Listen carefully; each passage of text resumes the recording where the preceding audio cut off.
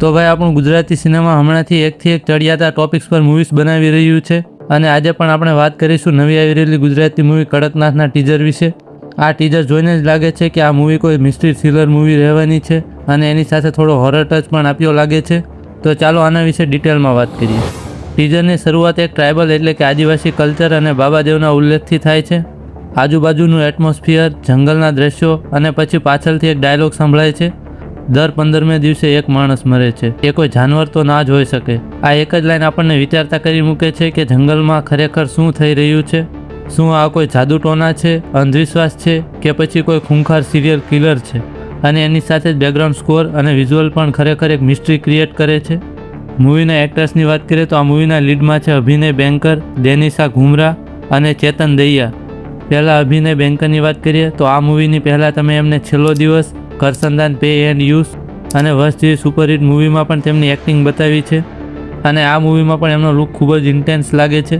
પછી ડેનિશા ઘુમરાની વાત કરીએ તો તેમને આના પહેલાં હેલારો જે નેશનલ એવોર્ડ વિનિંગ મૂવી હતી અને એની સાથે રાડોમાં પણ પોતાની એક્ટિંગથી લોકોના દિલ જીત્યા હતા.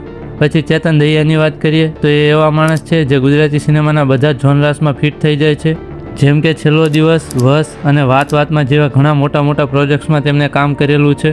મૂવીના એક્ટર્સ તો બધા સારા છે પણ એની સાથે ડિરેક્ટરની વાત કરીએ, આ મૂવીને રાઇટ અને ડિરેક્ટ કરી છે કૌશિક ગરાસિયાએ.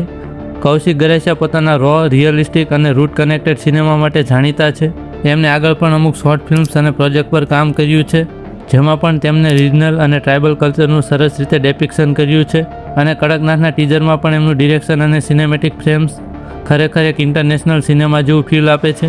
મારા પર્સનલ ઓપિનિયનની વાત કરું તો આ ટીઝર મને ખૂબ જ ગમ્યું. ટીઝરમાં બહુ વધારે સ્ટોરી રિવીલ નથી કરી પણ એક ક્યુરિયોસિટી જગાવી દીધી છે. ફિલ્મનું નામ કડકનાથ છે, જે આમ તો એક સ્પેશિયલ કાળી મુરગી એટલે કે બ્લેક ચિકનની બ્રીડ માટે જાણીતું છે. તો એનું આ સ્ટોરી સાથે શું કનેક્શન હશે અને મૂવીમાં એ કેવી રીતે દેખાડશે એ જોવાની ખરેખર મજા આવશે. સાથે મૂવીની કલર ગ્રેડિંગ અને સાઉન્ડ ડિઝાઇન પણ ખૂબ જ ડાર્ક અને ગ્રીપિંગ છે, જે આ મૂવીને શૂટ પણ કરે છે. આ મૂવી 26 જૂન 2026 થિયેટર્સમાં રિલીઝ થવાની છે. બાકી તમે હજી કડકનાથનું ટીઝર ન જોયું હોય તો એકવાર યુટ્યુબમાં ચેક કરી લેજો અને તમારું આ મૂવી વિશે શું કહેવું છે કોમેન્ટમાં લખજો. હું મળીશ બીજા વિડીયોમાં.